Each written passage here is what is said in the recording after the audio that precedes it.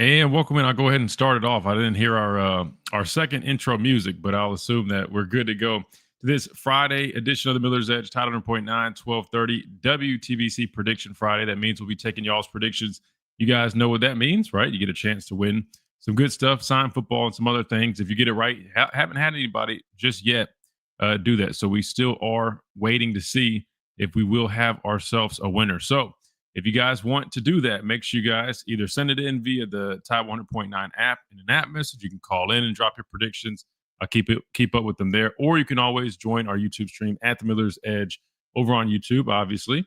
And you can drop those predictions down in the comment section, and I will write those down as well. So we will be talking about that. We'll put a bow on everything we've talked about this week. Again, we've spent plenty of time talking about this game, right? But we'll put a summary to it, give our prediction and do that. And then we'll definitely want to hear from you guys. 205-342-9904. Get y'all's final thoughts and predictions on this matchup. As number 4, Alabama will travel to unranked South Carolina again in my hometown, right? Columbia, South Carolina, that is.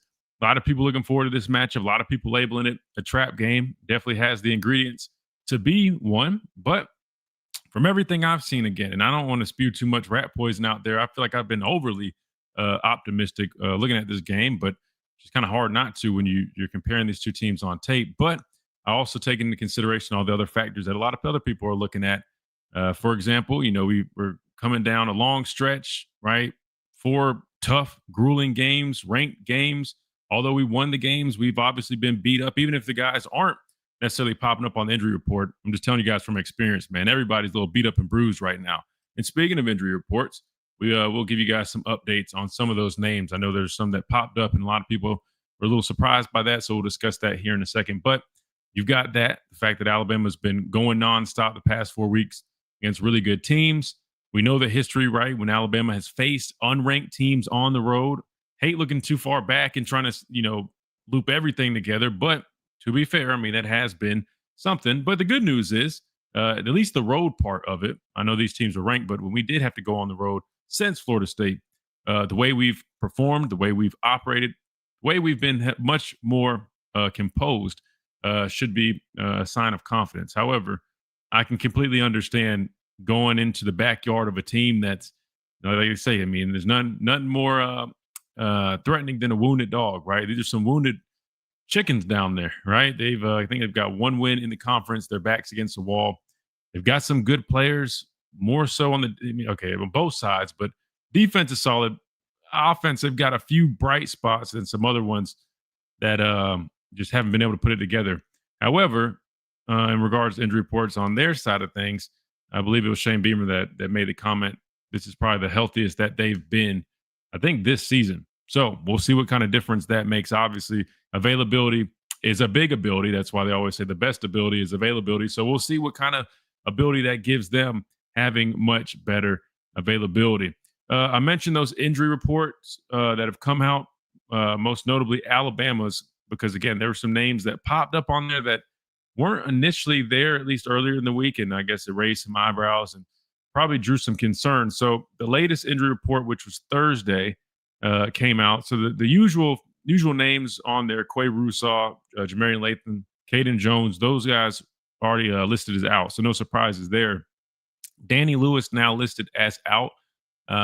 Been a turbulent start for him this season. I mean, he's been on and off the injury report, in and out of action, and I don't even know if they've officially listed exactly what he's been dealing with. But I do know a lot of guys have been coming down with some stuff, just like I came down with something a couple weeks ago. I know Reed, Chase, we've been a little beat up in terms of our own injury report here on the Miller's Edge with bugs going around and whatnot. So I think that's definitely playing a role. However, a couple other names that popped up though: Latsier Brooks and Geno Vandemark, which those are 2 big keys, right? I mean, you look at Latsier Brooks and you talk about the impact that he's had, his contributions over the last, really this whole season, but even so, more so just the last few weeks, really coming along, being a big target for Ty Simpson, right? A guy that's definitely exceeding expectations. Already had a whole bunch of expectations given what he did in the spring, but he's been phenomenal. He is listed as doubtful, so a good chance he's not going to play in this game. And then for questionable, you've got Geno Vandemark, who, again, is that swing player. He's really been a starter this season, but has been moving back and forth between left guard, right guard. Even as recent as last week against Tennessee, started at left guard, and they're still doing a lot of movement there. So if he doesn't go, that obviously will be something to pay attention to. The good news is we've been playing about 8 different guys in the offensive line. So if he doesn't go, you would assume that the typical left guard that he's been rotating with, Cam Dewberry, will just take majority of those snaps, along with a guy by the name of Will Sanders, who's definitely been playing some good ball as well. When he's gotten opportunities, he's been working in there at guard as well. Then you also got on the right side, Jaden Roberts, who's finally back from injury, but also was a little bit banged up as well. So that would probably be the biggest, spot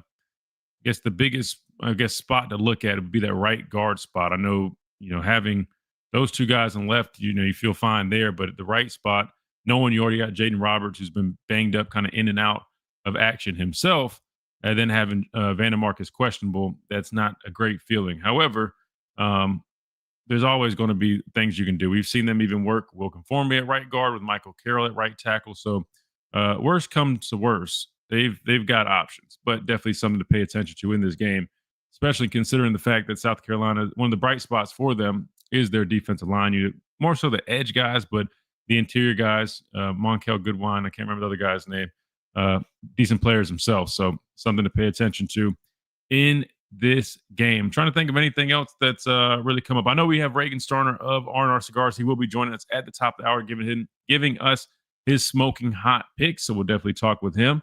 And we may have a guest on here. I'm trying to see if we can squeeze him in here because I know his schedule is a little moved around. But he's actually on the South Carolina side of things. But I know him really well. I've known him for a while. And he actually is a former quarterback and defensive back. He played at South Carolina. His name is Savell Newton. You guys might remember him. He definitely was a really good player there at the University of South Carolina. I'm going to see if he can squeeze in some time during his during those hours, but we'll see if that works. If it does, that'd be great because I know he does a lot of media stuff with the program. He basically kind of, I can't remember if it's like connected to the collective or not, but he definitely does a lot of media stuff. So he's, really engaged with those players. He'd have a lot of good stuff for us. So if we get him on here, cool. If not, we still have Reagan at the top of the hour. So that's what I got for you guys. We're going to break down this game one last time, give our final thoughts, give our predictions, talk with you guys, hear from Reagan, potentially hear from former South Carolina quarterback and defensive back Savell Newton, and wrap things up. And that's what we got right now. But per usual, we'll just go with the flow right here on the Miller's Edge. Top 100.9, 1230 WTBC. We got to hit our first time out. We come back. We keep on rolling right here, Todd. 100.9, 1230 WTBC.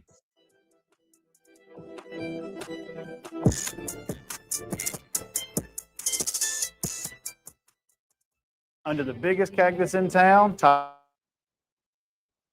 Jake, what's up, man? Happy Friday. Went back and watched the OU South Carolina. Their guards are not great. Big Tim Keenan, James Smith, London Simmons. Then we can play some games with inside guys looping around. Yeah, that's what I was definitely noting too when I watched that game. However, learning that they had a number of Ree, the music played coming back. Yeah, it's good. Knowing they had a number of guys out that game, I guess I'll give them the benefit of the doubt. I expect them to be a little bit better than what they look like on that tape, but that Oklahoma tape, man, yeah, I definitely feel strongly that the guys inside could definitely have a big day. Even the guys on the outside, I think, will have a lot of opportunities, especially given you're going against a quarterback too that he likes to extend plays with his legs. Now it's not going to be easy to get him down, but he's going to give you opportunities. So for somebody like me, an edge guy, and I know those guys, I think the same way, man. You're going to be licking your chops, knowing, man, when you do get those situations where you can pin your ears back and go, you're going to be hungry because there's going to be opportunities there. Let's see. Ryan, what's up? Good morning, man. Mike, what's up? Happy Friday. Superfly, my guy, what's up? Roll Tide, man. Does they have a prediction for us? I'm not sure. We'll see, man. Yeah, we'll have to see. It does seem like they're getting some stars in the O-line back, regardless. If we knew what we're supposed to, if we do what we're supposed to do, we should beat them. Yeah, I'm curious to see, how much of a difference these guys on the offensive line make, honestly. I am curious about that.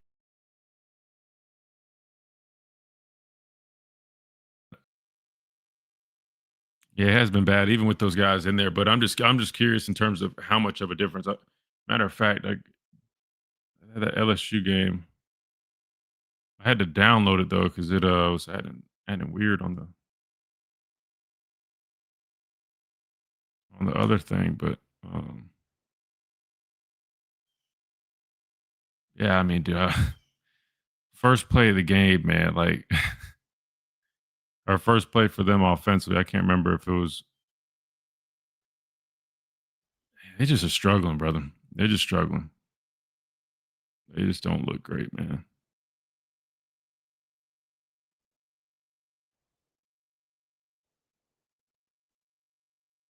Talking Tide, what's up, man? I saw the you guys started a new podcast you're doing. Y'all check them out, man. They're doing some good stuff. Talking Tide. I saw he shared it on Instagram. I watched it, man. That was good stuff.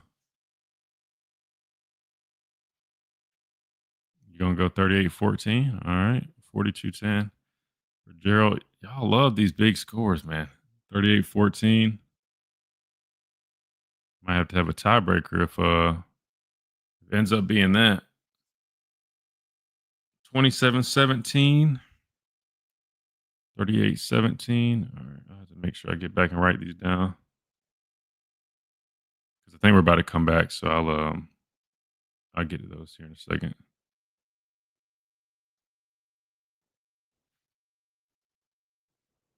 I would definitely recommend it. For more info on marketing with Town Square Media Tuscaloosa, call 205. Figured that was the same. Talking Ties, a good pod. Been listening recently. Yeah, man. Yeah, Ben does a good job.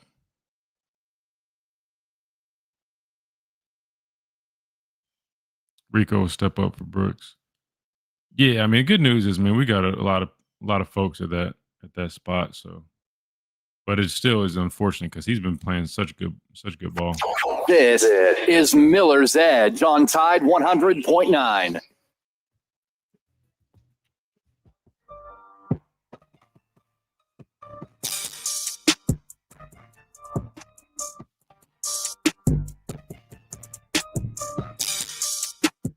And welcome back into this Free for All Friday, Prediction Friday edition of the Miller's Edge. Tide 100.9, 1230 WTBC, presented by the Good Feet Store, America's arch support experts. Don't forget about them if you're in any type of pain, foot pain, knee pain, back pain, hip pain, you name it.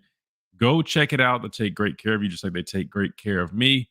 Premium arch supports designed to eliminate and alleviate all types of pain in just 4 short weeks. It's as easy as that. Just pop those in your shoes and they get to work. You don't have to do anything else. Just go on to living your life.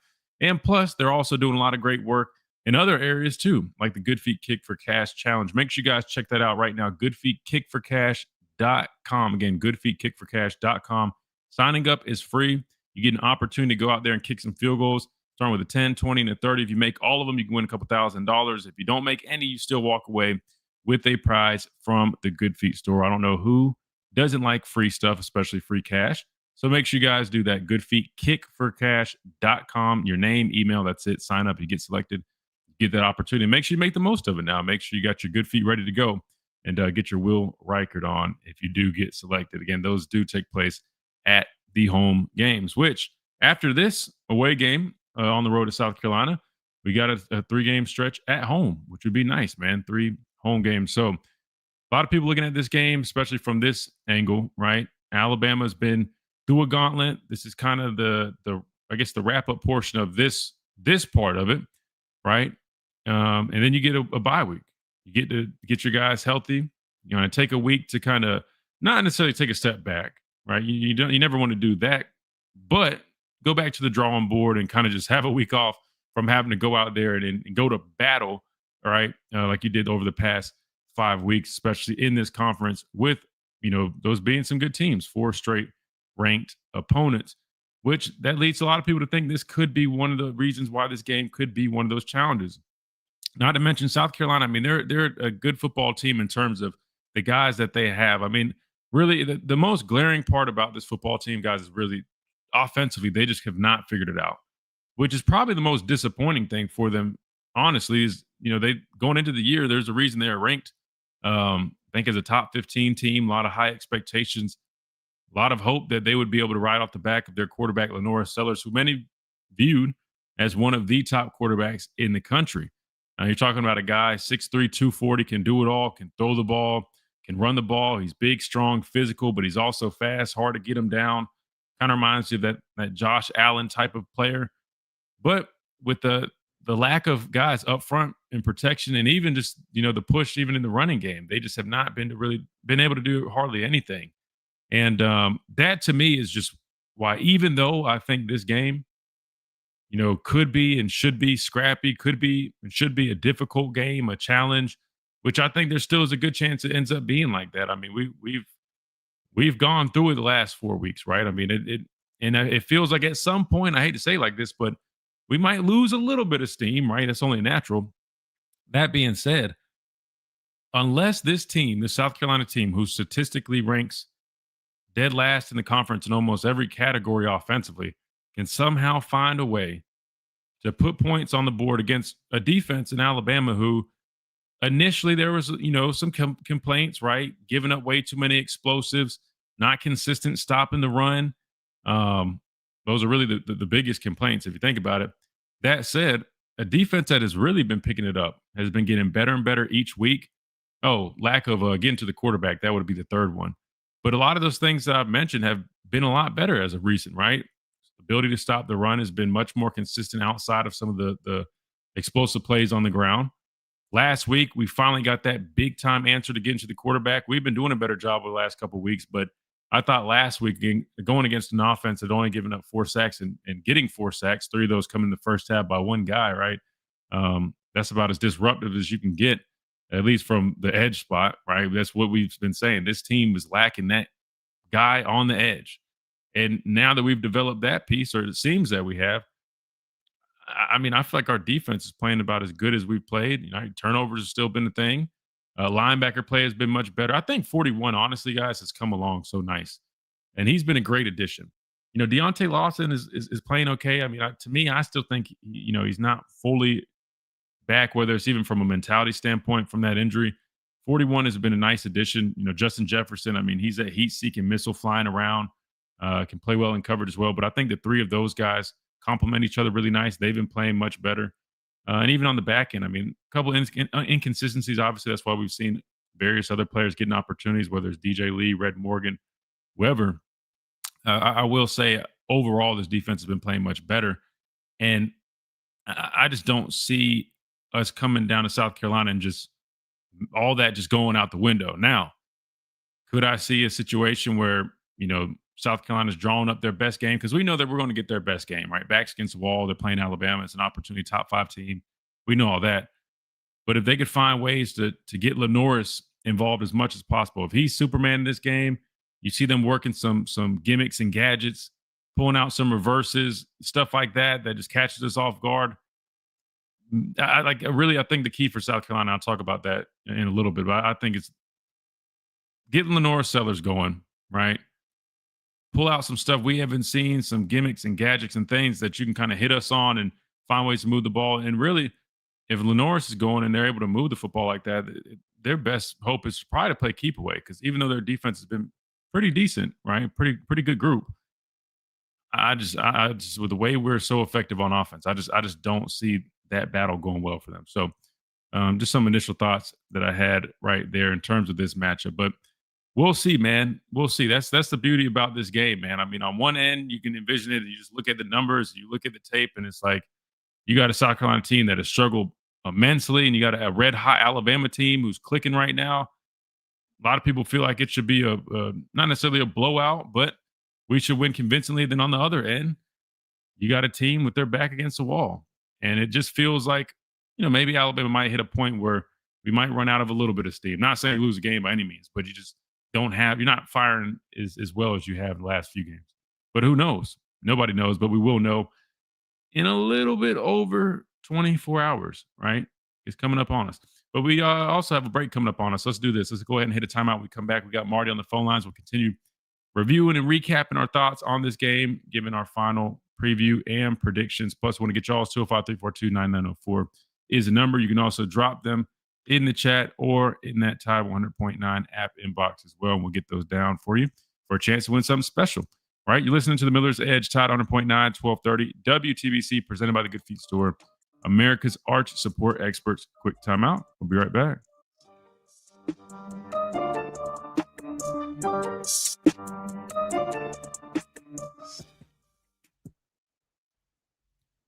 Let's see. Derek was taken off injury chart with Brooks potentially out. Maybe we see him a bit. 31-12 for Julian. Got it. Thank you, Julian. Yeah, we'll see. I mean, I think really, even if Lots can't go, I mean, we already know the primary three. The primary three you're going to see. I think you'll see more Rico Scott. Missouri, when there were some injuries, you did see Derek Meadows. If he's good to go, I mean, I wouldn't be shocked if they get him back in there. Trying to think if there's anybody else we just haven't really seen the likes of Mbakwe or drawing a blank on his name. The one that got hurt. Golly. Jalen Hill. Or even, much Cole Adams, right? I'm trying to think of some of those trash minutes of who we've seen that you might see at times, but I really think those four with Rico Scott I'm including, then maybe a Derek Meadows. I feel like those are probably the primary guys you will see. Them maybe one more guy. But I think we'll be fine. I mean, Ryan Williams, Isaiah Horton, and Jeremy Bernard and Rico Scott. I mean, as great as Latsier Brooks has been, I think we'll be okay. I think we'll be all right. If Bama's ready to play in South Carolina, beat Bama. That's the thing, QD. If again, I'm not trying to throw out rat poison, man. You guys know me. I try to just keep it a buck with everything. I just can't see a game where if we go and play our game right, we do what we're supposed to do. I don't see any way that they beat us again, unless you see those uncharacteristic things like I talked about. The penalties that haven't been an issue. So, really at all this year, we've been much better in that category, even on the road. Turnovers, we've hardly turned the ball over. Right. So, I mean, without those things, I don't see it really being one of those situations, but I don't know. I do want us to get our running game going this game. I do. I really do. And I think it'd be important. Defense got to travel and you got to have a running game. I think that'll be big. And there's going to be some opportunities to run the football too, but we have to find a way to get consistent in establishing that. Because one thing I do know is they are going to bring pressure. They're going to be aggressive, which we've been good at handling it so far. But I mean, knowing that that's coming, I mean, you got to be ready for that. And that's why I think running the ball would be nice, because it just kind of keeps them a little bit more honest, man. If you don't have a running game, people can be a lot more aggressive, which hadn't really bit us just yet, but at some point it probably could, affect us a little bit more. Edge on Tide 100.9.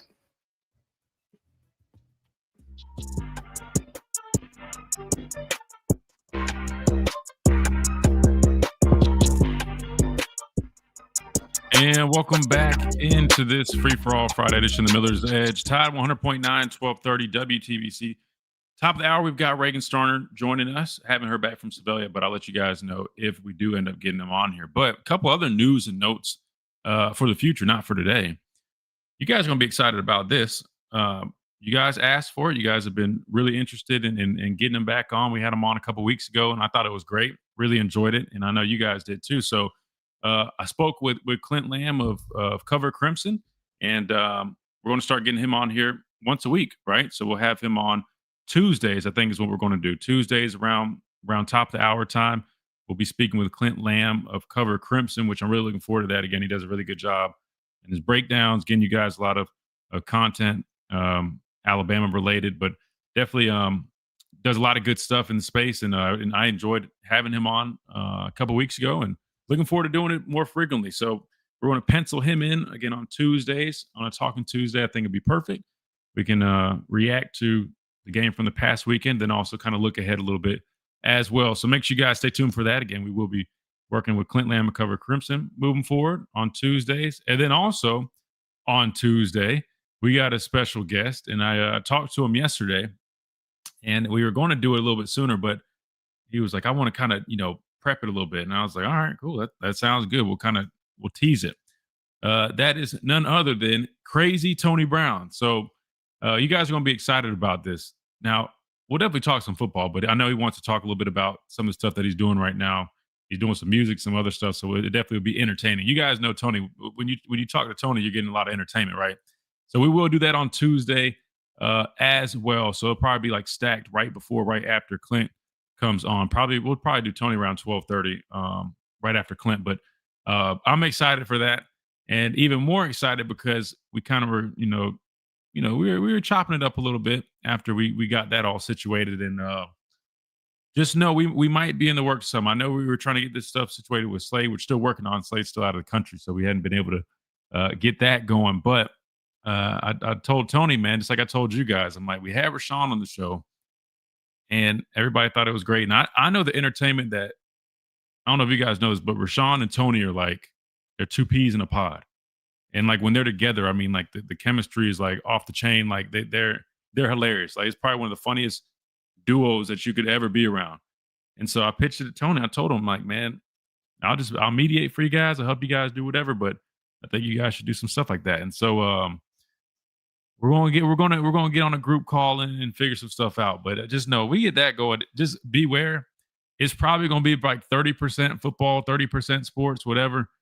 And the rest with those two, I'm telling you, there's no telling where the conversation is going to go. So it's definitely going to be one of those kind of deals. But I think it still will be good. If they talk about entertaining, it'd be insane.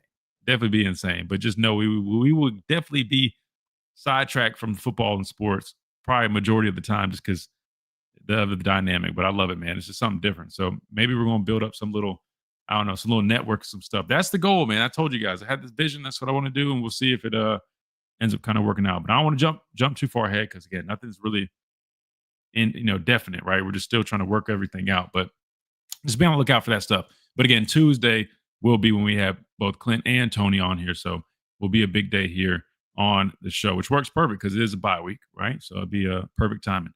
That being said, let's go to the phone lines, 205-342-9904. We've got Marty up first. Marty, welcome in. Hey, Christian, how you been, buddy? I've been great, Marty. How are you?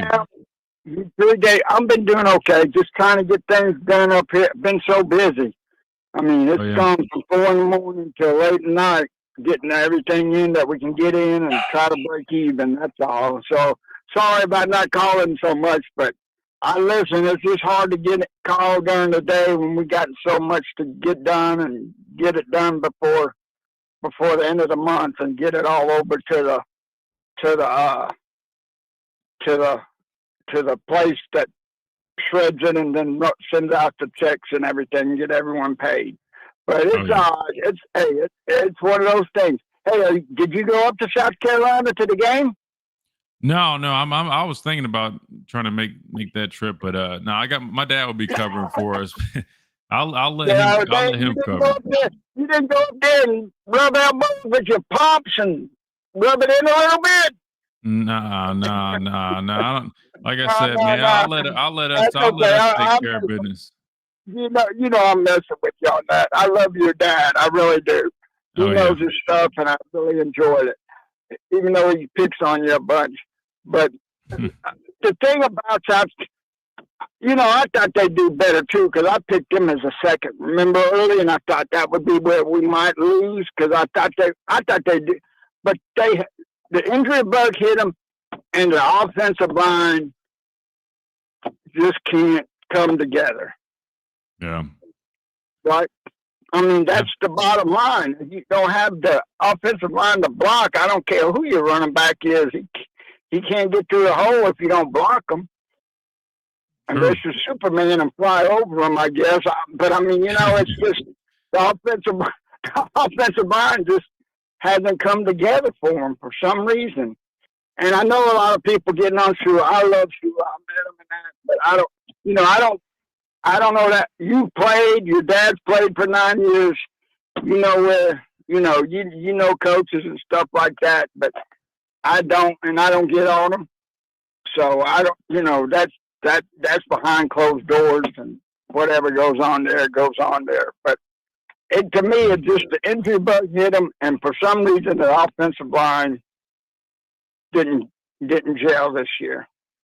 Yeah, no, I mean, that's really the story of their offense. I mean, when you look at Lenora Sellers, and I mean, I'm even watching some of the tape like as we speak, looking at this LSU game, man. I mean, he's so tough to bring down. I mean, he's a physical specimen. I mean, he can rip it, he can sling it, and he can move, man. It's just they haven't, like you said, they haven't put everything together in the offensive line, man. To me, it reminds me a lot of kind of how you had Jalen sometimes just running around and you're knowing the things that he could do when things are clean, but then when things are kind of going awry, it's just you got one guy trying to just make things happen, and it's tough playing football like that, right? I mean, you see when you have 11 guys on the same page and everybody doing their job, right? You see how much more effective a team can be, and they just haven't had that yet. But I think it's a number of things. You hit two of the main ones, though, Marty. I mean, the injury bug, offensive line not playing great. If I'm being honest with you, I don't think the play calling has been exactly what they probably should be doing given their circumstances. So, I mean, I think it's a number of things, but we'll see, though. I do know with this game, I mean, they're going to try their best to put it all together. Will they be able to? I just don't think so, but we'll see, man. I mean, they've shown at times that they can do some good. I mean, I know their running game's terrible, but the back that they have, Faison transfer that came in, I mean, he's a good little player. There's time he squirts out of there and makes some decent runs. They just don't do it consistently, and a lot of it falls in that offensive line. So unless that offensive line just magically does a complete 180 in this game, Marty, I just think they're still going to have some struggles offensively. Just like last night's game, man, that quarterback got beat up and the coach left him in there. His left arm was dangling, and that coach still left him in there with 6 minutes to go in the game. That was crazy. He wanted that quarterback to go to the hospital. I mean, they were beating him up bad, but when you don't have offensive line, they're going to come around that edge and put you in the hospital. But, I mean, there's where, I mean, but like, this game, they put all the marbles in it, and it takes the ship from going up the river going down the river. So, I mean, there's where it could turn the season around. Not, but it could make or break them. They win. Give them some life. And give them a little bit of life. I mean, get the life back into them and stuff like that. But I think it's just like us. I mean, you take our first game and we played bad, and the coach said, "Look at yourself in the mirror, and everyone do their job." And I think the schedule just helped us perfect. Even though it was Louisiana Monroe, we beat them pretty bad, and we did things right. The coach said, "See, you looked in the mirror, you do things right, you'll win football games." And the next week it was Wisconsin that was not a really great team, but we had to play good to win. And then, they started buying in. But when you start losing, it's hard for a coach to say, "Hey, buy in," and you're out there doing the best you can, and you lose the football game. So I don't know. I've never played. I know a lot of coaches that won 12 and 13 state championships. On Sunday, we break down film, and we talk all these high school and football games, and he tells me things and stuff like that. But, I mean, there's where, and like your dad, I love the knowledge that y'all bring to, and I love your show. But I'm going to get my score, even though you may not like it. So just bear with me. All right, I'm going to say 35-10. 35-10. 25 point advantage Alabama. I mean, listen, don't get me wrong. I mean, when you compare the two teams and how well Alabama's been playing, I mean, I don't think that's something crazy to say. It's just the fact that the other factors involved, it just makes you wonder, can this South Carolina team that's going to be kicking and scratching, right? Can they give us a challenge? But hey, to be fair, I don't know if you've checked us out on our YouTube stream, but a lot of our stream comments are in that range as well. So it's not just you, Marty. A lot of people do feel like it's going to end up going that way. So hopefully it does. We'll see. The only thing is that first game, the coach says, "Hey," and he can go on the board and circle games. If you're not ready to play, that underdog can bite you, and that's what he needs to tell him. That underdog is a when he gets kicked, he turns around and bites you just like a dog. and they've been kicking up, and they might turn around, and you play a C or a D game and let them play a B or A game, you're going to have a long bus ride home.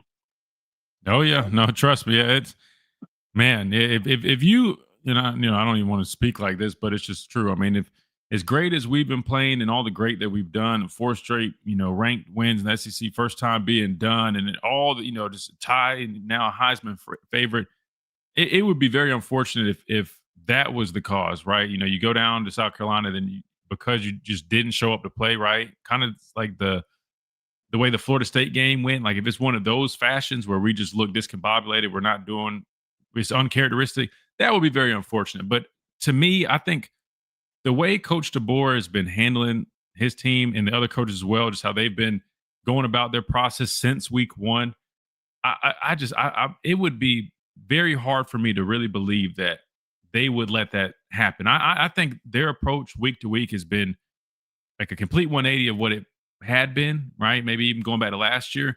And to me, I think that gives me a lot more confidence, even going into a game that definitely feels like it could be one of those trap games. But we'll see, man. I'm looking forward to it. I think it will be a good game, and I'm really excited about it. Always cool for me seeing Alabama play Carolina. Go ahead. Yeah, but one thing about this team, it seems like everyone's got everyone's back. It's really a close-knit bunch.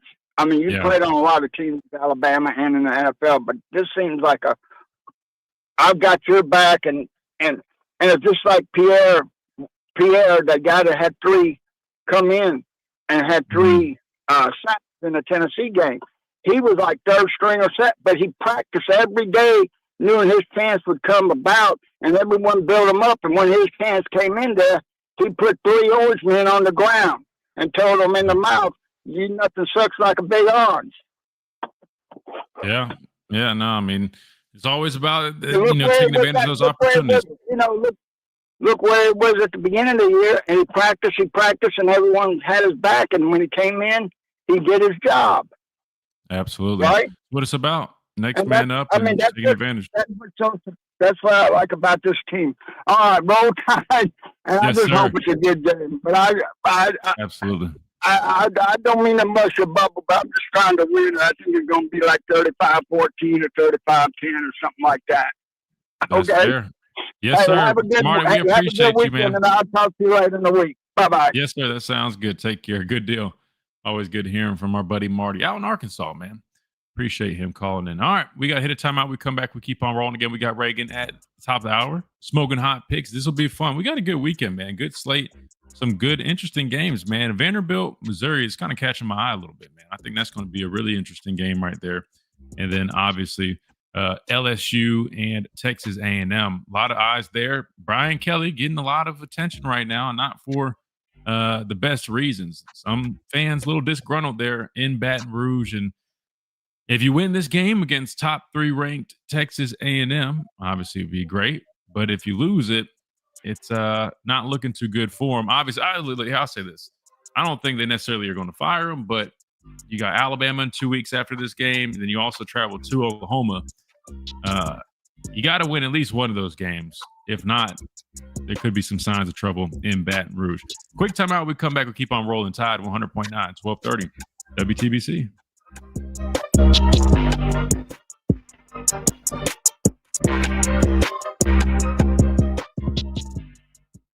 Do you have cracks or potholes that are dragging down your? Mississippi State is going to beat Texas. Wow. That's interesting, man. Yeah, this is that time of year where all the teams start kind of playing each other in conference, and you get some good games. A lot more on the line kind of deal. You have a lot of 1-loss, maybe even 2-loss teams kind of trying to stay alive, and it start getting into the meat of these schedules. So I'm looking forward to it. Even like that. I mean, Mississippi State, Texas, that's an interesting one, man. Mississippi State's been looking much better this year, man. Much improved. Mentality of this team feels different. Everybody wants to play for each other. Absolutely. I think we got really good leadership. A lot of people much more bought in. I agree, man. I agree. I think that helps. And that's why I just going into week 1, I said what I said. I said I had concerns about going on the road in that game. I felt that before. But I feel like the growth that we've seen from these guys since then, it gives me a lot more confidence going into a game like this that typically should kind of give you a little, kind of get your nerves going a little bit. Because, I mean, unranked team with their back against the wall, hostile environment, still got some good players, right? Some things that they can, and again, I'm watching this this LSU game again right now. I'm watching their offense versus LSU because this one I think would have ended up being what, like 20-10. I know it was 17-10 in the third. And South Carolina, I mean, they were right in there. I mean, even against Missouri, I think it was like 29-20. I mean, a lot of these games, they're not like, it's not like this team is just a bad football team. I know it might come off like that when I talk about at least their offense. They're not just completely bad. I mean, there's some things that they can do okay, but even like their running game is interesting. As bad as their running game is collectively, when they put it together, like in this LSU game, like they show at times they can move the football. Just they don't do it consistently. And I don't know if that's more so because of all the injuries that they've had up front. I don't know if it's kind of similar to us, just inconsistencies in the execution. I mean, it's hard for me to say exactly. I mean, I've watched probably 3, maybe 4 games at this point. They played, what, 7? So, and I don't know their personnel as well as, say, ours, right? Even though I'm watching them, it's hard. I don't know exactly who is who and, you know, what guy's a true starter, who might be filling in, who might be moving around. I don't really know that watching them. All I do know is it's so up and down. I mean, majority of the time you see Lenore's running for his life. I do know that pass pro. I mean, 74, that left tackle. I stand by everything I said. I mean, 74 is, if I'm Yanze Pierre, man, every time I'm on 74, I've got in my head that I can get there. He just, I don't know how much he's given up, but it just feels like he's just a little bit of a liability. So left tackle to me, he's not impressive. Their interior guys definitely weren't impressive. So I just finished watching that. Let me pull up the defense side of that too. Tuscaloosa. This is Miller's Edge on Tide 100.9.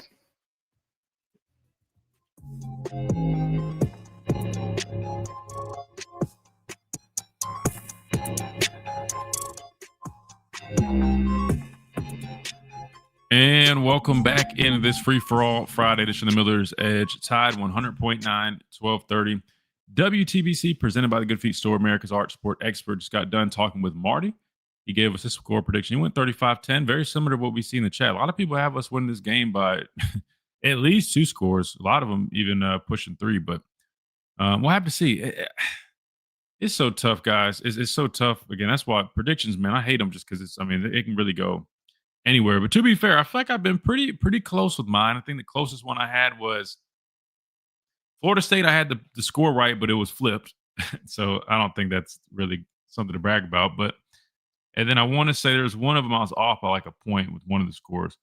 But still, it's just so hard to tell. When you look at this game, I mean, again, South Carolina, 3-4 on the year, right? They've only won 1 game in the conference. That came to a Kentucky team who was not good. And then you watch them week 1, or and South Carolina State was one of the other 3. That's South Carolina State, guys. I'm not even counting that. Virginia Tech, that was an interesting game. It was a lot closer. It was ended up being 24-11, but the game was pretty damn close. I want to say, if I remember correctly, because I watched that whole game, I think there's like a big special teams play that helped kind of shift some momentum. But yeah, it's really, man, the offense has just been plaguing this group. I know defensively, I mean, they force turnovers. They force as many turnovers as us. They've got some good edge players, right? The transfers that they have at linebacker playing some decent ball. I mean, I think Okoronkwo and Zero are probably their 2 best backers, but they do a good job in the secondary. They've got some good players, right? Some guys that at least a couple of them definitely should be some Sunday type players. But they still, it's just they, for whatever reason, haven't put it together. But looking at these games, man, I mean, LSU, they go on the road. It's only a 20-10 game. I mean, they played a solid LSU team. Now, again, LSU has been underwhelming for me, but still, I mean, going on the road and playing in Baton Rouge, I mean, I give them some credit for that. 29-20 at Missouri, right? I mean, that's a close game. Watching it, they they did their thing. They just definitely struggled with those backs at times. Those backs were were bouncing off of guys left and right. Vanderbilt, I want to say that's when Lenore's got hurt. So it ended up being a 31-7 game. Hard to judge that. But if you see the common theme is they don't put up many points. Matter of fact, I mean, they're averaging the least amount of points in the conference. And I just don't see that changing against an Alabama defense that is much improved and is finally finding their groove in the areas that we know they needed to get better at. Pass rush, right? Some of their run fits, I feel like all that's been a lot more cleaned up. I mean, I just don't necessarily see it. And I know I sound like a broken record, but the only thing I do see is when I do watch South Carolina, Lenora Sellers bouncing off of tackles, man. And I could see a situation where if we're not tackling well and he's just breaking tackles left and right and he's able to pick up first downs and move the football, I could see that keeping them in the game, right? Giving them more time of possession, moving the football a little bit better. Not saying it leads to a whole bunch of points, but again, I think time of possession could be key. If they're able to do that, keep our offense off the field, it obviously would help them out, right? I don't know, guys. I don't know. We'll have to see.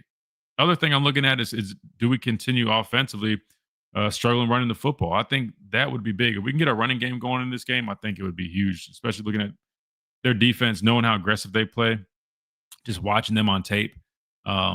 They do bring pressure. They mix it up. They throw a lot at you. They've got two really good edge guys, but they bring frequent pressure from the second level, whether it's, backers, safeties. I mean, they'll do different stuff and they'll show a lot of different looks. They do a good job at it. But again, all these question marks for me in this game, I feel like we're so battle tested. We've seen us face a lot of these challenges and we've handled them, right?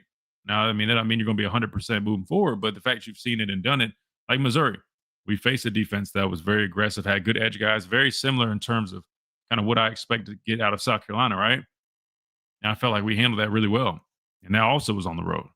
So that's kind of where this confidence for me is coming from. I know you guys normally hear me, and especially my dad, and it's more kind of like, all right, we're keeping it real. It doesn't sound like we're pumping sunshine, but I feel like there's just a lot to be confident and positive about. Let's see, we got a couple chat messages here before we hit this break because we got Reagan coming up. Talking Tide says, I think Shane Beamer might be out of the job as well come the end of the year. I like the guy, but they have a gauntlet coming up. Yeah, it'll be interesting, man. I like him too. I think he's a really good coach. I think he is, a great guy there. I mean, in South Carolina, you win 8 games and you're pretty secure, right? I mean, even in this beast of a conference. But I think really what probably would make it bad is people probably would look at him like, man, you had Lenora Sellers at quarterback, you had Dylan Stewart, you got this, they got that. And not only are we not winning games, but I mean, just look at our product, right? To me, before I would turn to him, I'd probably turn to some of the coaches. I think that's why they had a changed offensive line. Maybe they're going to take a look at that stuff first. I hope they do. I think that's a lot more important right now for them, but we'll have to see. Bama sole focus in this game tomorrow. Can't look ahead because they have a bye week next week. Won't play LSU until November 8th. So why would people say that this would be a trap game? Well, I mean, for all the reasons we talked about earlier. I mean, this does have the ingredients for a trap game. I'm not necessarily just labeling it a trap game at this point. That's just my personal opinion, but I agree it has the recipe for it. I'm not mad if you call it a trap game. It makes sense. And I'll just list those real quick. This will be Bama's 5th straight SEC conference game, right? The last 4 were all ranked opponents and good football teams. 2 of those going on the road. We've had to, really, fight, scratch in most of these games, right? And rightfully so, you're playing good football teams. It's natural that you almost expect a team like this, even though we're playing so well, to run out of a little bit of steam, right? I mean, you got guys beat up and bruised, even if they're not on the injury report, man. Guys are feeling it. Trust me. You play 4 straight ranked games in the SEC. You're feeling that, right? Then you look at this South Carolina team, and although they're definitely underperforming, they're not playing great, especially when you just look at numbers. If you look at the tape, though, I mean, they've got good players on defense. They force the same amount of turnovers as us, right? They're aggressive on defense, so they can do things to make it tough for an offense. The environment is going to be hostile. They got a quarterback who, if he can find a way to get some help from around him, right, he can put some stuff together and make those plays and extend plays and, make stuff out of nothing. So it makes sense why people look at it being a trap game. And last but not least, I mean, you just look at the history. we have struggled when we're favored by double digits and we're on the road and it's unranked teams. I get why the recipe's there, but so I'm answering your question. That's why a lot of people consider this a trap game. Even then, if you look like, oh, you got a bye week next week, sometimes players can kind of be a step ahead, and you're like, oh man, we just beat 4 straight ranked teams. The unranked team got a bye week coming up. It's natural for some guys to maybe kind of adopt that mindset, but that's why it's important to me to make sure that you just prep the right way and keep that mantra that they've had. Faceless opponents, no matter what they are, what their record is, what their logo is. It's all about us week in and week out. And I think that's what we've seen from these guys. So I'm confident that's what we'll get come Saturday. Top of our break. When we come back, we got Reagan Starner of R&R Cigars, and we'll go back to the phone lines and see you, Mike, and others. We'll get you right here on the Miller's Edge, Tide 100.9, 1230, WTBC.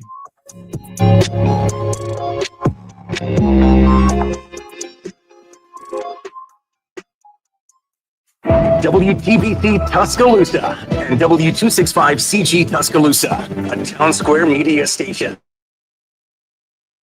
Excuse me. I can see your point with the stretch of games we haven't played. Basically, you're pointing out the possibility of a letdown or not coming to focus on the task at hand. Yeah, and that's pretty much really the majority of the case for a lot of trap games, right? The better team playing uncharacteristic and the underdog having that hero story of them, pulling out their best game yet. You know what I mean? So that's where it comes from. And again, I'm not just throwing it around. Like, it's like part of me would call it a trap game, but the other parts are kind of like, man, like I've also turned on the tape. I know they're a solid team. I know what they're capable of. But even with that being said, I still stick by what I've said this whole week, that they would have to have some type of, I'll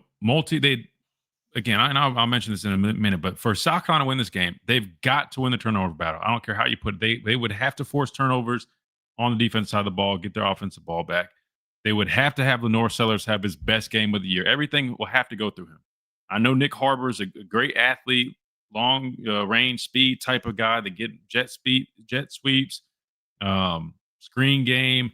They'll try to hit him down the field, take shots, because again, he's a burner, right? I mean, the former track guy. But he's not some route runner. He's not threatening you like that.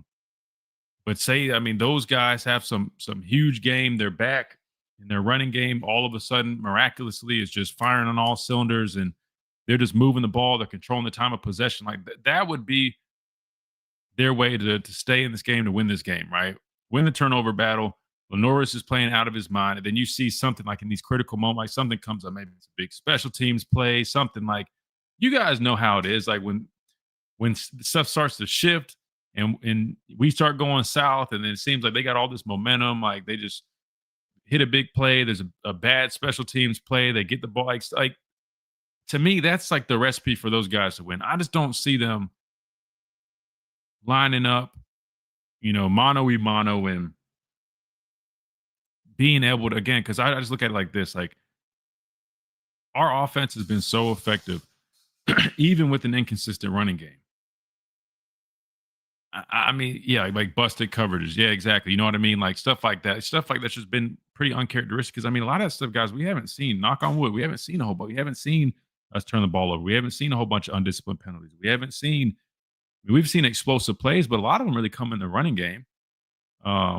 We haven't seen, like, guys just wide open running down the field nearly as much as we saw in years past, right? You get what I'm saying? Like, if you see a bunch of those uncharacteristic things, that's going to be a recipe for South Carolina. And don't get me wrong, I think without those things, could they keep it a little close? Just because, they'll have some momentum, them being at home. They're probably going to draw some stuff we haven't seen. Yeah, if it ends up being a one-score game when it's all said and done, would it surprise me? Not really. Wouldn't really surprise me. But everything tells me from my eyes that it should not be like that. But could it? Yeah, sure, it could be. They're still a good team. They got good players. The offensive line is the biggest issue for them.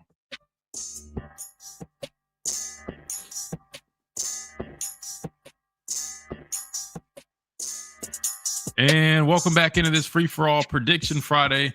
edition of the Miller's Edge, Tide 100.9, 1230 WTBC, presented by the Good Feet Store, America's arch support experts, where we're now joined by our good friend of the show, Reagan Starner of R&R Cigars, the most popular man on planet Earth on the third week of October. Reagan, let me ask you first, before we even dive into anything and we move forward, man. Have you recovered yet from last weekend? I know we were doing a read. We were talking about you guys, and some of our comments on the chat was like, have we checked in on Reagan? Has he recovered yet? So I'm asking you now, Reagan, you're about 6 days removed from the big day Saturday. Yeah. All the interviews, you literally there probably is about a hole in the floor at R&R Cigars. There's so many people over there. Have you recovered yet, Reagan? Honestly, it took me till about Thursday before I started feeling like human again.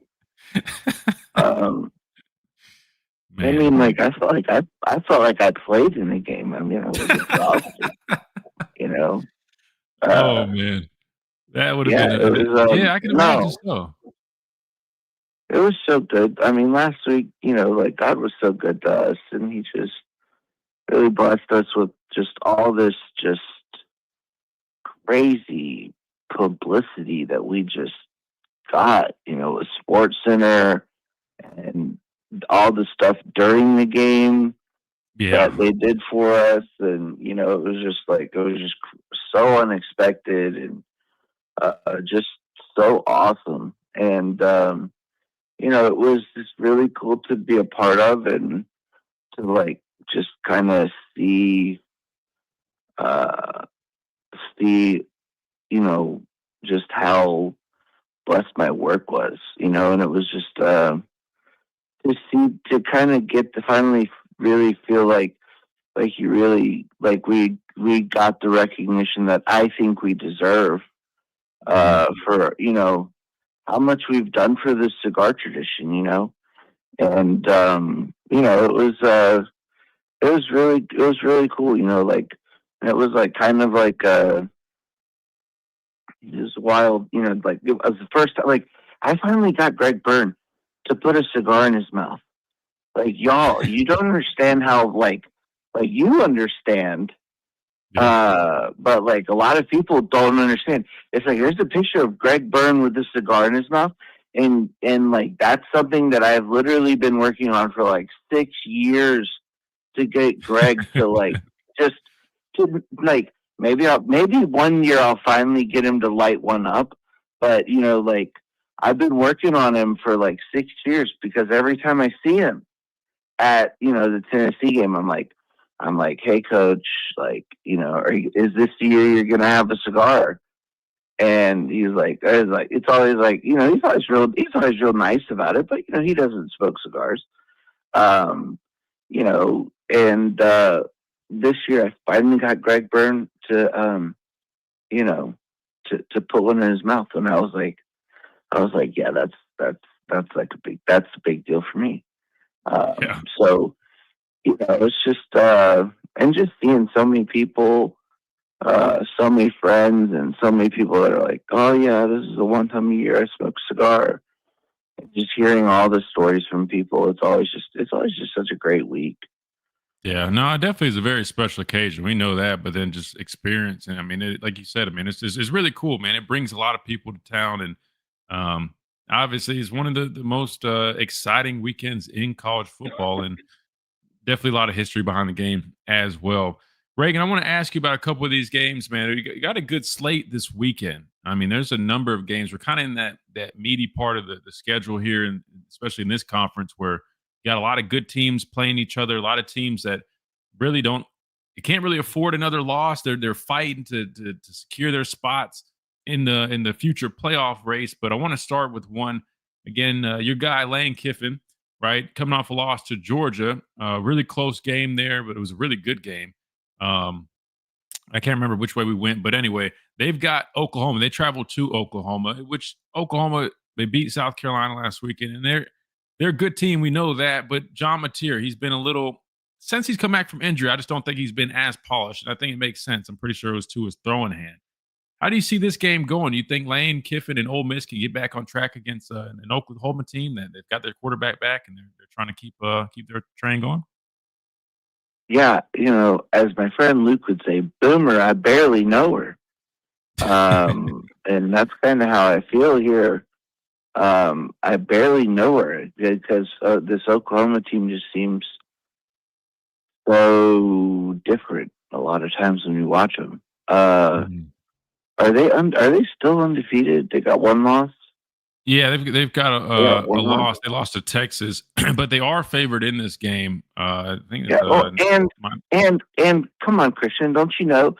Like if it hadn't been for that illegal play, they would have lost to Auburn. I mean, that's what every Auburn fan has been crying about for the past month. I mean, Oklahoma, they really have two losses, but it's just one. Barner logic. But no, I like Ole Miss in this game. I like Lane. I like Pete. Georgia at home's tough, and they only lost by 8. But they scored 43 points, or 35. So yeah, I traded blows too. I mean, they very well could have won that game too. I think the quarterback, later in the game might have had a play or so that you might have won it back. But no, I mean, they were right there in it. Really probably could have and should have won it. But yeah, I don't discredit them at all for losing to a good Georgia team. I think, man, one thing about Georgia, man, I mean, they might be in these close games. No. You can't mention that his name in the same sentence as that is as fresh as that whole deal is. I said he's not Chauncey. He's not. Oh God, you're going to have. He knows the lines. I think. I think he knows the lines. That's a fine line you're playing right there, man. I think covering the spread is important to Lane because I do think a lot of times it is important to him. Oh God. Yeah, it was not saying. I'm not saying that he's doing anything bad. Chauncey Billups was pulling his starters with a 5-point lead with 3 minutes left to go in the game. I'm like, that's not what Lane does. I'm not saying that. No, I'm just saying. Well, and allegedly he also let me be clear, Chauncey, not Lane. Chauncey allegedly was luring players to a poker board that had like X-ray vision where people had lenses to see through. This stuff is wild, by the way. This sounds like the next James Bond movie or something, like a scene from that. Yeah, like people are and they have AI earpieces coordinating. Yeah, it's wild. It's wild. Yeah, that's. I do think some coaches do pay attention to the lines and do pay attention to the spreads, and they do try to cover, not because they have a financial interest in the game, but because I think it's important to them to cover the spread. Maybe there's a competitive factor involved. I don't know. Yeah, not for nefarious reasons. I would hope not, especially given the week that we've had in the NBA world.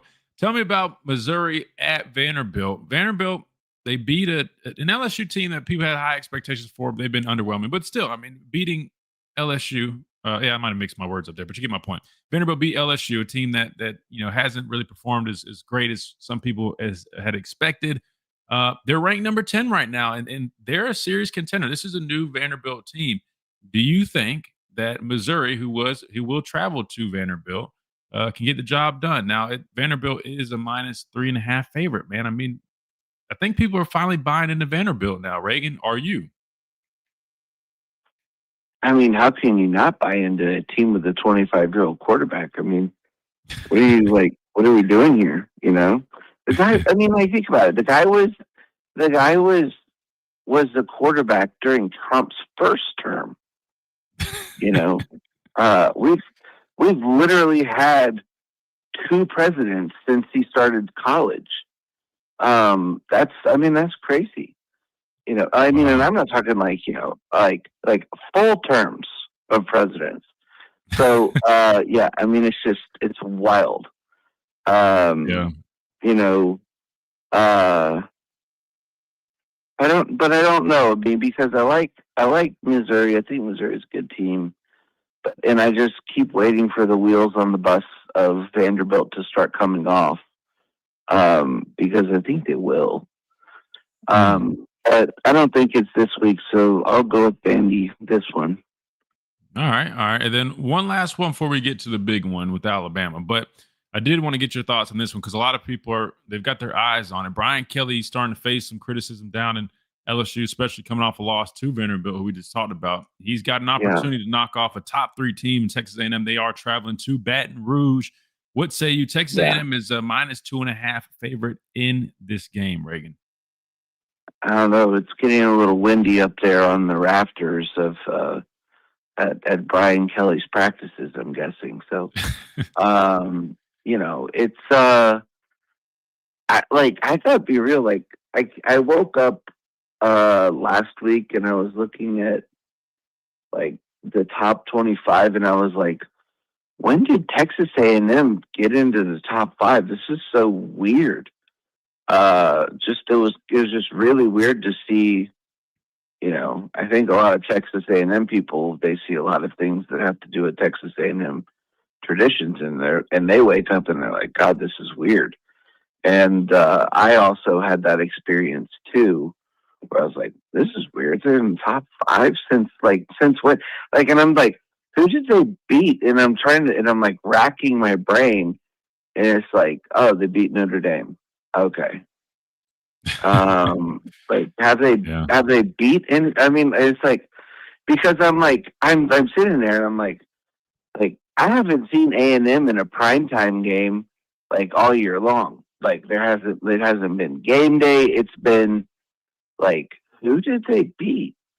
Nobody really did. To answer your question, they're not battle tested. I've got this pulled up real quick. It was UTSA, Utah State, Notre Dame. They beat them by a point. And that was a really close game. It came down to it. Auburn, they beat 16-10. Mississippi State 31-9. Florida 34-17. Wait, hold on. Did the refs cheat for A&M in that Auburn game? Because they need to know if it was a real win or if it was just because they suspended the SEC refs. So Auburn, like these Auburn fans, there's a conspiracy. Chauncey Billups and then Auburn. So, Wait, I forgot about the SEC refs. You're right about that. And then that's the guy, he's been doing it for years. He was reffing when I was in school there too. Yeah. I was shocked because I never thought he was bad. I thought he's all right. But yeah. I feel like I feel like I remember his face. Something tells me I think I used to get frustrated with him or somebody sometimes because I used to never call holding, but it is what it is. Yeah, well, dude, that's the weird thing. They rarely call holding against you guys. That's like the Dallas Turner and Will Anderson year. There was not one hold called against opposing offensive lines all season long, and it was Will Anderson and Dallas Turner as edge rushers. Make that make sense? You can't. But hey,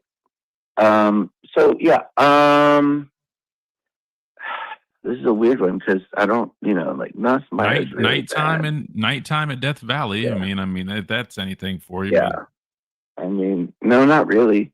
But because A&M.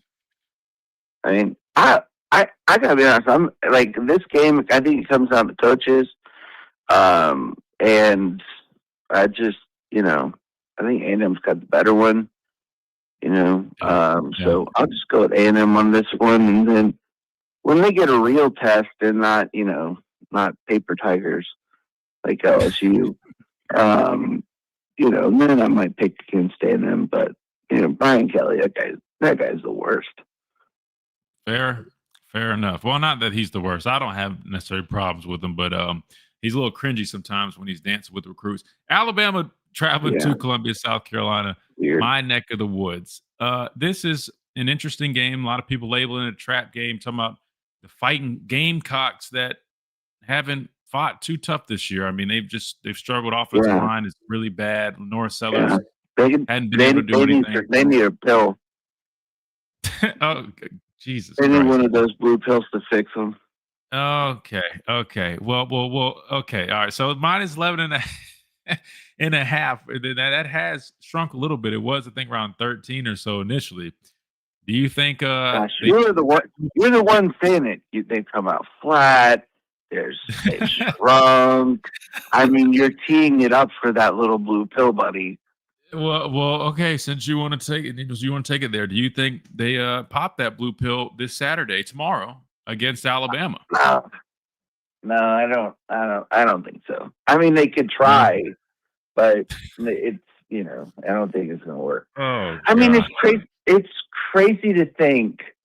I think we're gonna beat the Cox. Okay, so yeah, you've been think- waiting on this week for that. I forgot about that, and I should have been prepared.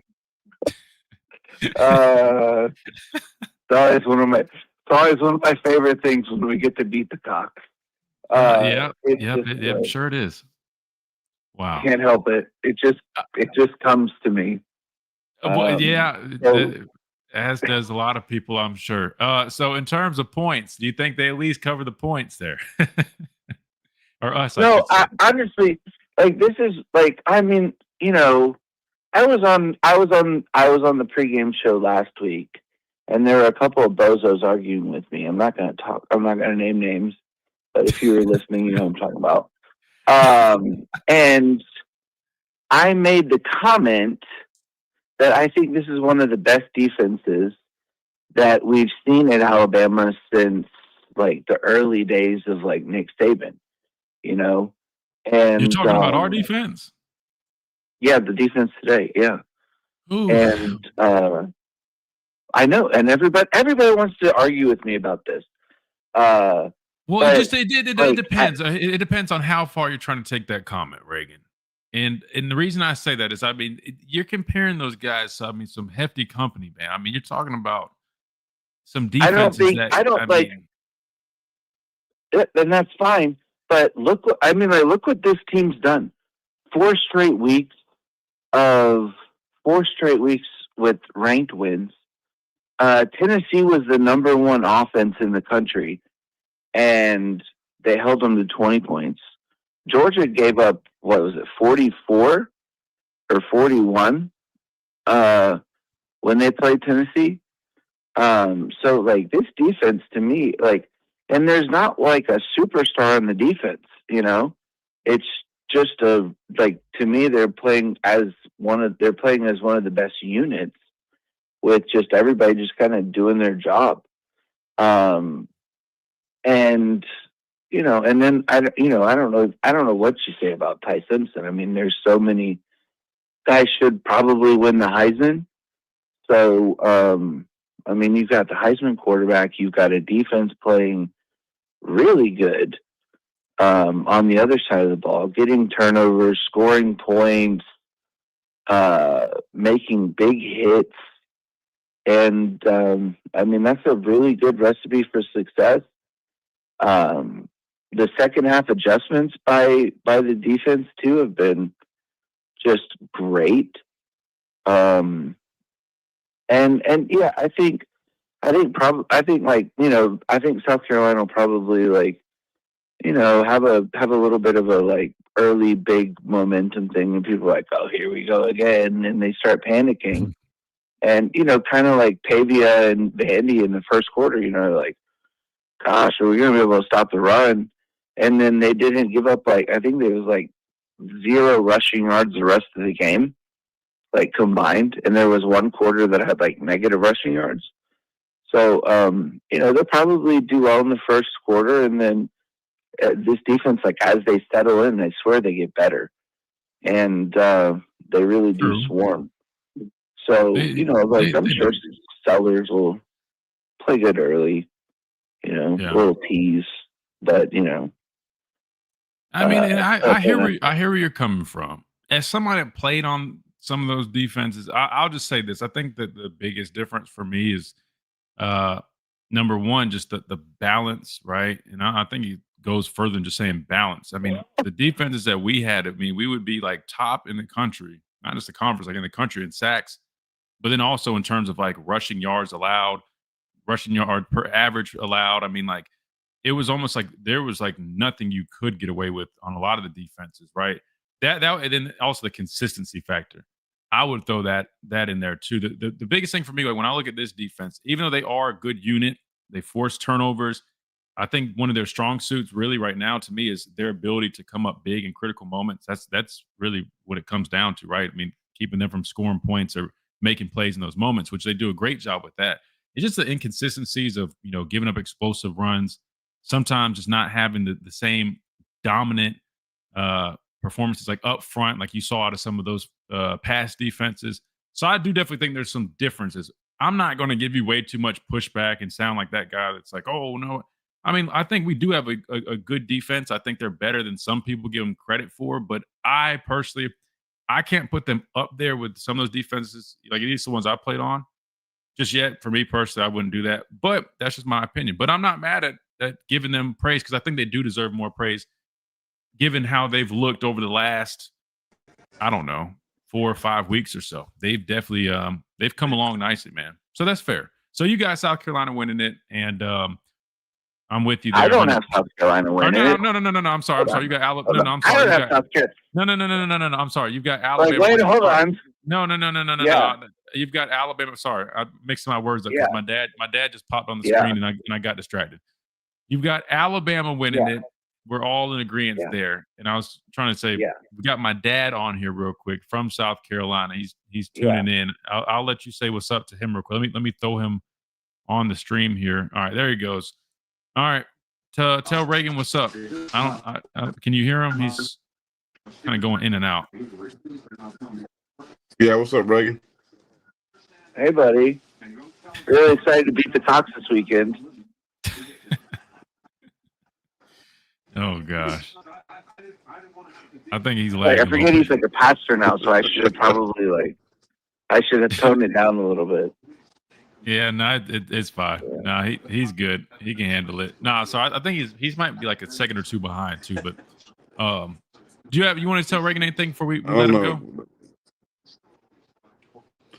No, I just texted him last night, taking care of a buddy of mine down in Orlando. But I already called the upset here on radio last night, so really Bama down. Wait, you said you what? I feel like he does for this the all the upset. time. South Carolina will win this game on tomorrow. Mark it down. I'm calling the upset. It's on. It's happening in Columbia, South Carolina. It's going down. And, so get ready. I'm just letting all my Bama family know. So when it happens, they won't be shocked. So as a pastor and a preacher, I'm just giving a prophetic word to warn them of, the famine that's getting ready to happen. Yeah. I've been watching a lot of these things on YouTube about like demons and stuff and people communicating with demons. And I think Corey might have been getting some bad advice there and some bad visions. I don't see that happening. And, I don't think that smoking will be going on in Columbia this week. I know, Reagan. So send me my case of cigars so I can. I got you, brother. No, I mean, it makes sense. This is what he does. I mean, he has to say that because he's alumni there. And then if he says it and it happens, it makes him look like he's the best prophet that God ever put on this earth. Yeah, and then if it doesn't happen, he just goes back to the, well, I mean, look at us. I mean, it's Alabama. You guys got this and that. Everybody, and then he's going to backtrack. He did this last time. I mean, it's smart strategy. Hold on. I said yesterday. He does it every time I didn't think it would happen. Every time he does. Yesterday, I didn't think it would happen, but I might have had a dream or vision last night. I feel like when you were here, he would even, be at the mansion talking about Alabama's going to lose to South Carolina tomorrow. I think, but it was like he had more confidence when you were here about it. But because every time after you left, every time we played, it was like, yeah, Bama's losing to South Carolina, and I'm like, Corey, I'm pretty sure we're going to beat the Cops like we do every time we play them. And no, not really. You didn't beat them in 2010 when y'all were number one when you came to Columbia. Yeah, but that was before R&R was there. So, brother, I was barely a teenager at that point. I mean, how long ago was that? Yeah. 15 years ago. Like 16 years ago, man. Yeah, I mean, I was a fresh teenager, man. Yeah, I don't even know if I had any. Never mind. Listen, I was still in law school. well, So, like, there's the see, you know how they have AD and like Anno Domini in BC before Christ, right? That's separate. That's timelines. Like, I look at Alabama football as what happened, B R&R. So before R&R, which is the 2012 season. So, and then what happened after R&R, and then after R&R, we haven't lost to South Carolina, and I don't know if we ever will. Reagan, you went to a Bible college. You went to Liberty. Yeah, I did. Okay. You know the scripture. You know the Holy Scripture. Yeah. You know the Bible tells us about speaking. Speak those things as be not as though they were. So all I'm doing is speaking it into existence. Now, I know it's not hocus pocus. It's not name it, claim it. I'm just saying we have to have a measure of faith. The Bible talks about a measure of faith. I'm just speaking it in a measure of faith, right? So all I'm saying, the setting is getting close to Halloween. Right, strange things happen because you mentioned that demonic forces in the air. Alabama's riding this 4-game winning streak, whatever, it's over top 25 teams. Very, very awesome. I'm proud of them. But let me tell you something. Something about when you're desperate. There's a lady that sings a song called Desperate, but she's talking about being desperate for God. You know, when you get into a situation, you just get so desperate in your prayer, you prostrate on the floor, you're fasting, you're in the closet. This is where South Carolina is, bro. You know, you're desperate for a breakthrough, you're desperate for a healing in your body, you're desperate to get that job, you're desperate for whatever. South Carolina is desperate for a win. Alabama, confidence, highly confident right now. So I'm just saying, I look at all of those things. I know the North Sellers, who can beat them, who can play at a level that's good enough to beat them. I think it's going to be a coming out party. I really do. 3:30 games, going to be a beautiful day here in Columbia. I mean, the 2010 team will be at the game. I think they're the celebrity starters, with the game, Cox, game. That's going to be happening. They're going to get out the choo-choo train out of the cockaboose, and it's going to be on and popping. That's all I'm saying. Mm. Yeah, we're going to have to. I don't see any trains getting ran on Alabama this year. Oh, Jesus Somebody Christ. said Gamecocks need 13 disciples. Reagan, and I definitely just caught what you had going. Reagan, we got to hit the timeout. Reagan, you had a great weekend. I'm afraid you have too much fun. So first you had Tennessee, which I love that for. Obviously, that's a perfect weekend for you, and I'm glad it went so well. Then it's followed up by this one where you get to just said something else about set you up. I was about to say sing out, whatever. And let's get the break. Let's. It's so easy this week, isn't it? It's it, yeah. Right, Reagan, unfortunately, it is.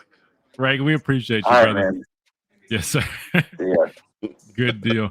Reagan Starner of R&R Cigars. Again, if you guys haven't, man, check them out. 2703 Gary Fitz Street right here in Tuscaloosa. rnrcigars.com. Code Miller's Edge for that discount code. Plus, you can always go check out all the bourbons. We got over 160 as well. They are loaded. But these comments are funny. These comments are funny. Yeah.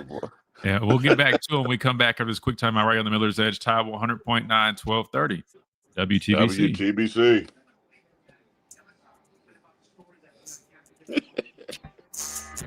Oh, Lord. Get your life back. All right. What we got in these comments? Man, I'm not going to lie, guys. I'm going to have to go back on these score predictions. I had not written them down. But I'll do some overtime and I'll write it. I'll get it all done, man. I got to do my due diligence. I wish I could just Reed. I'm tempted to put you to work, Reed. I know you're already working hard, but I mean, you're still in school, Reed. I know you do. You got to take notes for school, so you get your hand muscles are a lot better conditioned than mine are. If you oh God, if you want to write the scores down. If not, don't worry about it. I'll do it. I'm just being lazy. I ain't got no paper. No, well, I was doing it on my phone last time. But the problem is with autocorrect, man. It's driving me nuts because it just kept autocorrecting every name I try to type because it's not like first names. Like we got JS Webb. You try to type JS or JS Webb. It's autocorrecting 24/7. Yeah, Reed, whatever we need to do to get back on schedule, you tell me. Tell me the schedule, and we'll make it work. Don't tear down the goalpost. Probably won't get replaced. Damn. Oh wow.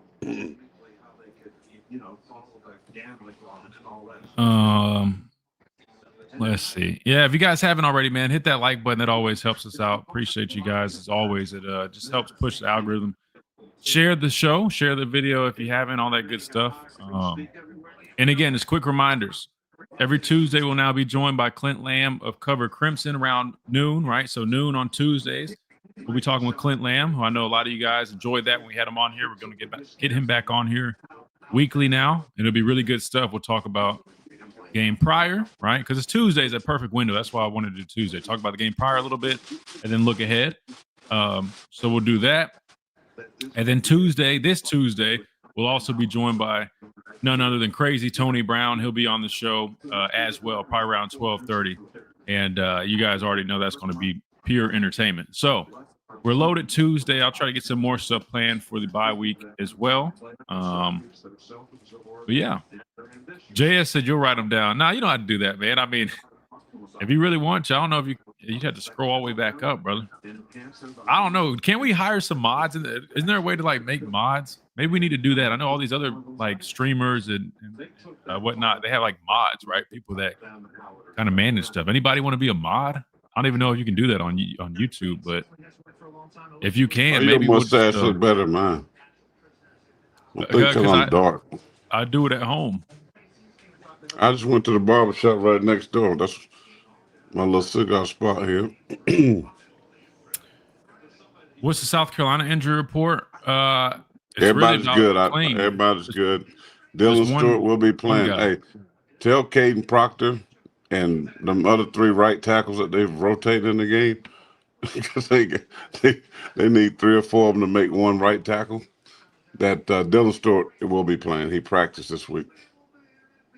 I told you he was going to play. I don't even think he was initially on the injury report. The only guy that's still on there right now for you guys is there's an offensive lineman that still is on he's there. out for the year. Yes, starter. Yeah. Everybody else back though. That's what I'm telling you, man. That's what I'm telling you. Y'all, this is the same group of people. All of y'all, a lot of you in the chat, y'all are the same group of people that was scared. Even Christian was scared of South Carolina before. Remember, we were talking about the schedule and everything. Everybody was scared. Yeah, I mean, and people also thought Penn State was going to the national championship, and look where they're at now. They ain't got a damn head coach. No, I didn't either. But I'm just saying. I mean, everybody thinks something before the damn season, and so yeah, people were high on South Carolina. I did think, yeah, if they built off of what they did last year, they're a good team playing down with all the cockaboos and cocky trying to break out of prison and what? I mean, it's a tough atmosphere, but I'm just being honest with you. I just got done watching the LSU game. Y'all's offense, at least. Somebody said they smoked the black in my honor. Nah, dog, you got to get a real cigar. You got to get a real smoke. It's just relaxing. There might be some legalistic people that get mad at me because my church, but I like to have a cigar. I don't drink. I don't do that. But I do smoke a cigar every now and then. So, probably not legalistic. Click the name on the chat and then make them a mod. How many mods can we make? I mean, I'll make it. I mean, I feel like a lot of people that want to be mods, you guys are in here every day. So, I mean, I'll make a bunch of people mods. I don't know exactly what that consists of, but if you guys want to come up with some different things you can help out with, I mean, I can always use the help, man. Outside of me doing everything on the stream side, and we got Chase and Reed behind the glass on the radio side of things, man. We trying to build up a little bit of a team here, especially as we keep expanding. So always looking for some helping hands. What did let me see where we're coming back. This is what I smoke if y'all want to see. I will be back in a few minutes. All right, so when we come back, Reed, what's going to happen is we'll take it to the top of the hour. Does that sound right? Or no? Wait, did I get that wrong? So we'll be back around. Have to. I'll go off of whatever you tell me. Ron on the line. Ron. Who has better facilities, college or pro? I'm definitely going college on that one. They ain't got to recruit the Not pros. so much now, though. But if you go to these new No. stadiums, these new stadiums have a really nice. Some of them. Yeah, like L.A. You go to Giants facilities now. I mean, Jerry's World. I mean, they have nice facilities. Back in the day, it would be no question it would be college, but not anymore. No. Well, that's because they're catching up a little bit. But I still think, I mean, if you go off of like the top programs in college and compare it to like even like if you go off of like a ratio, man, there's still a lot more good college programs with really nice amenities like that compared to the pros. No, cigar smoke is not like cigarette smoke. Not at all. I hate On cigarettes. Tide 109.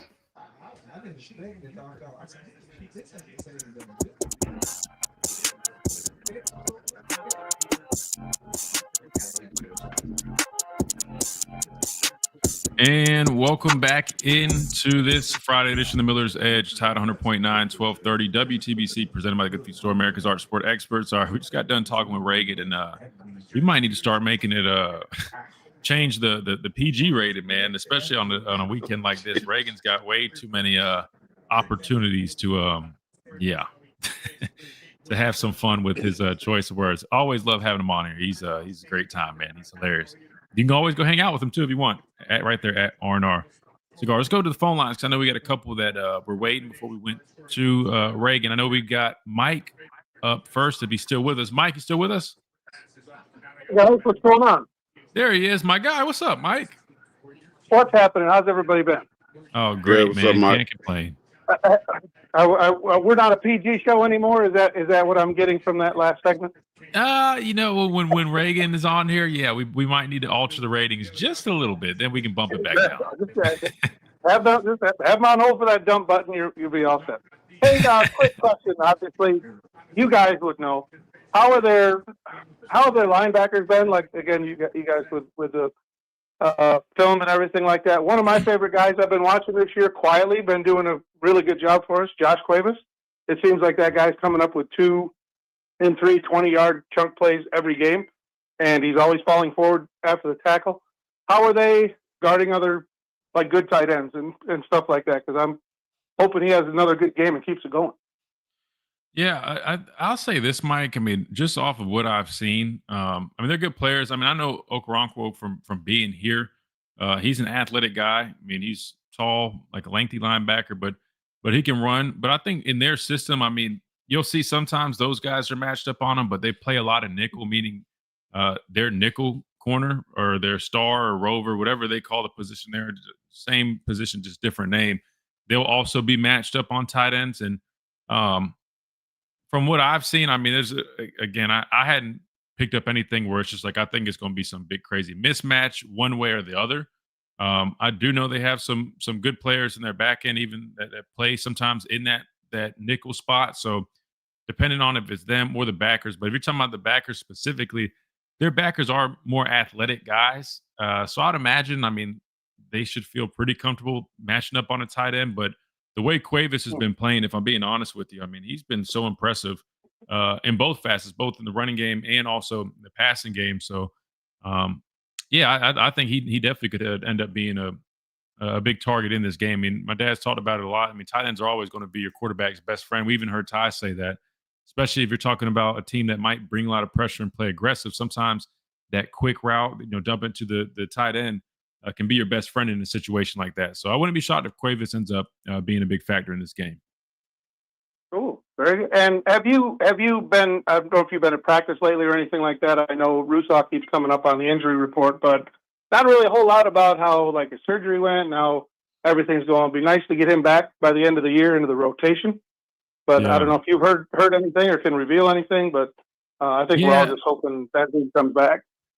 Yeah, I don't have like specifics on it. I mean, to my understanding, man, he's just attacking the rehab process, and everything's just kind of a long schedule right now. I mean, but it's one of those things where the timetable, I mean, it's still a little bit ways out, but I think he'll be good to go when he does come back. I mean, it's just one of those things. You just got to be patient. But the good news is Yanze has been so impressive in stepping up tremendously.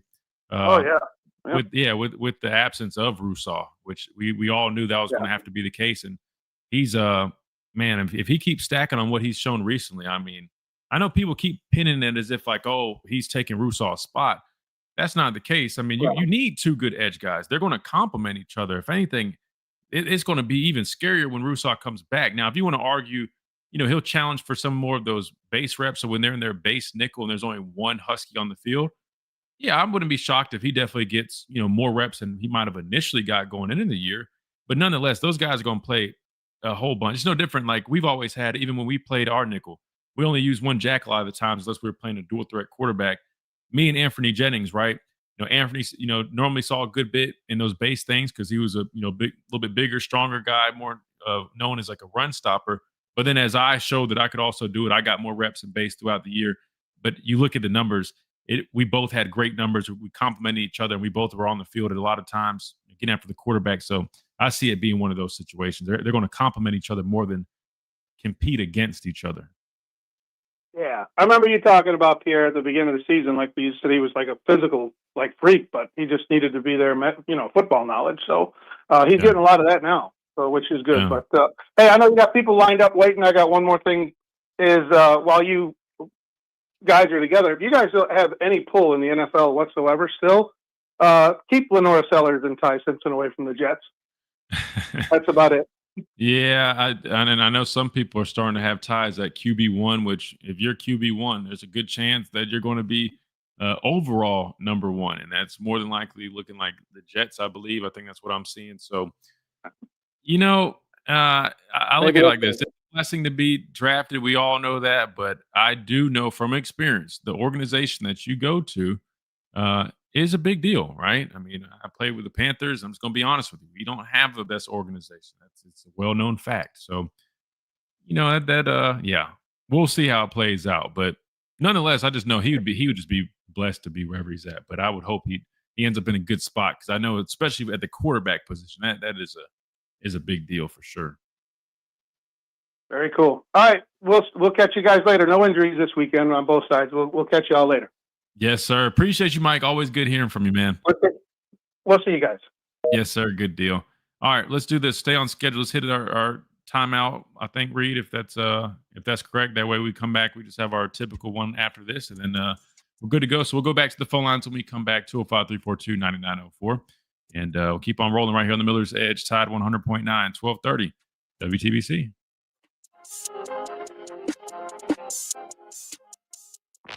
Coming up on the game. All right, good deal. Real quick, I'm gonna just run to the bathroom real fast, and I'll be right back. Give me not even 2 minutes while we're on Trucks, we're going to get you ready for Alabama and South Carolina, all on the game with Ryan Fowler on Tide 100.9, 1230 WTBC.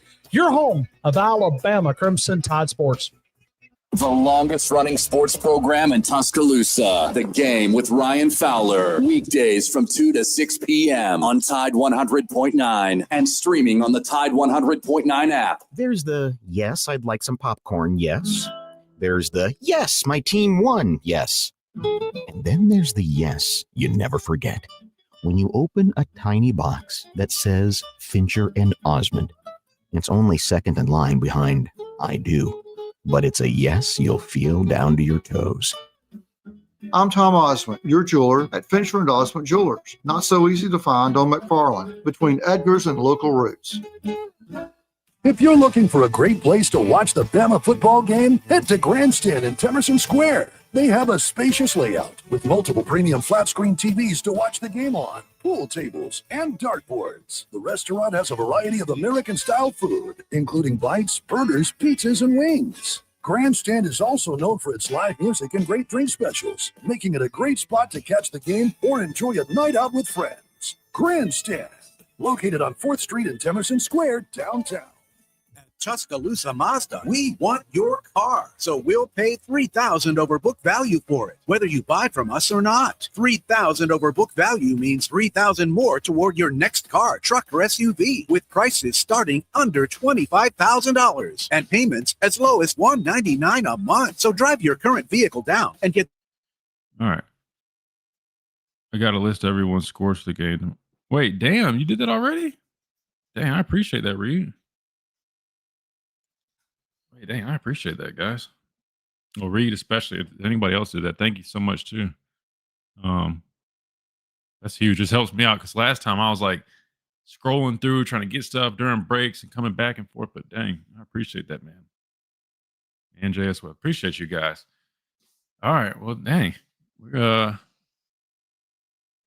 cooking. We're cooking. Cryotherapy is wicked. How does that help? Man, it's great for you, bro. As you guys see, now the code is different now. They changed the way they do it. We were working with polar dye, but that's more of an ice bath. But still, it's just great for recovery and a whole bunch of other benefits, stress reduction, improved sleep quality. Basically, any type of cold therapy is really, really good for you, man. Basically, the science behind it is it's like controlled stress exposure, and it builds up your immune system and a number of other things. It produces like nephrine, whatever it's called. The some of those like neurotransmitters and stuff. And I don't know. Anyway, it's really good for you. I know that. It's really good for you. Yeah, and so I'm on our stream right now, guys, but I'll go on a YouTube side of things and I'll see if I can try to make some of you guys mods, man. Maybe we'll do like a giveaway or something to select some to make it fun too. We'll have to see. I guess my dad got taken off here. I don't know where he went. Not sure where he went, but the damn Wi-Fi though. It's all. I mean, it's always going to be something with him.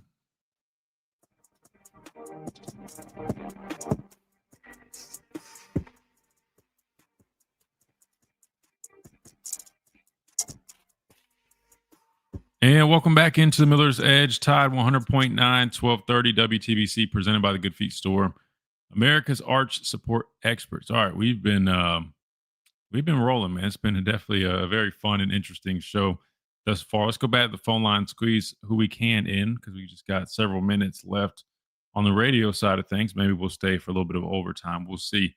Next up, we've got Bryce, I believe. Bryce, welcome in. Is POP still on the radio?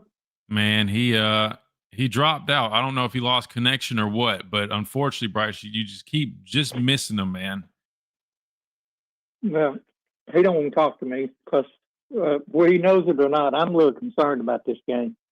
I just hope we don't go in there and be flat. But however, I think we got a good leader, a quarterback, and he'll get on the team if they show up and got their head in the game, ready to play ball. We just need to score quick and get up about 2 scores, put a foot on their neck, and don't let up. You know, that's what we have to do. Take care of business and use this as bulletin board material. I can only imagine if you were playing, Kristen, and they scheduled homecoming.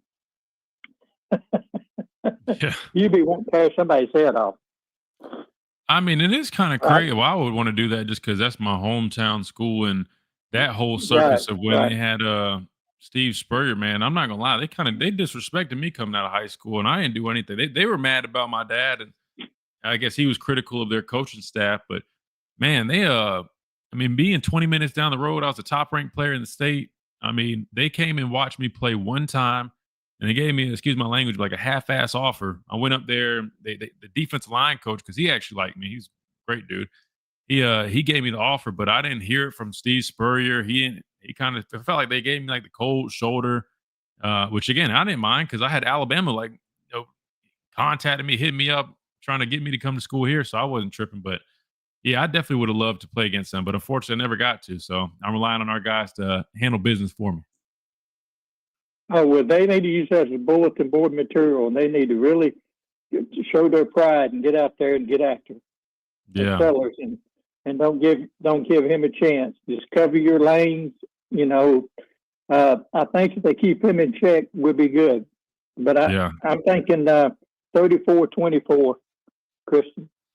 34-24? Yeah, that's what I'm thinking. Yeah, no, I mean, I feel it. You know, for some reason, we may cover, but I'm not convinced that we will. Yeah, we'll see, man. I think it's tough to tell. Tough to tell. I mean, it might be a little amped up. If they give Ty time, he'll pick them apart. And I think we get a running game going because Miller will be more prepared for the game because he didn't practice all week and he's probably a little rusty. But I look for us to establish the run, you know, and grind the clock at ball control. They can't score if they don't have the ball, can they? And that's true. What's been good about ever since the first game, we've been controlling the clock, and that's what you have to do to win football games. You know? That's exactly right. And that's probably what they're going to try to do. They're going to try to play keep away from us because they already know what our offense is capable of.